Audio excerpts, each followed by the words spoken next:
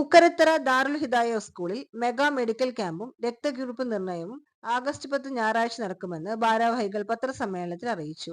10 വർഷത്തിലധികമായി എടപ്പാൾ പഞ്ചായത്തിലെ മുഴുവൻ വാർഡുകളെയും 300ഓളം കിടപ്പ് രോഗികൾക്ക് മരുന്നും ഹോം കെയർ ശുശ്രൂഷകളും അടക്കം സാന്ത്വന പരിചരണം നൽകി വരുന്ന ദയ പാലിയേറ്റീവ് കെയറിന്റെ നേതൃത്വത്തിൽ നടുവട്ടം ഗേറ്റ് വെൽ ആശുപത്രിയുടെ സഹകരണത്തോടു കൂടിയാണ് ഞായറാഴ്ച മെഗാ മെഡിക്കൽ ക്യാമ്പ് സംഘടിപ്പിക്കുന്നത്.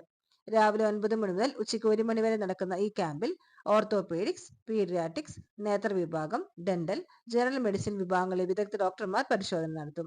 രോഗികൾക്ക് GRBS, BMD, ഡയബറ്റിക് റെറ്റിനോപ്പതി അനുബന്ധ ടെസ്റ്റുകൾ സൗജന്യമായി പരിശോധിക്കും.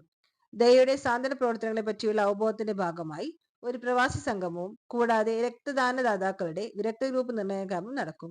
ഗ്രാമത്തിലെ പ്രധാന കലാ സാംസ്കാരിക സന്നദ്ധ സംഘടനകളായ runners club Pookkarathara, class Kolalamb, Yuvathara Kolalamb, ഗ്രാമം കൂട്ടായ്മ വെങ്ങനിക്കര എന്നിവയോടൊപ്പം ദാറുൽ ഹിദായ സ്കൂളിലെ JRC, NSS, scout and guide വളണ്ടിയർമാരും പങ്കെടുക്കും.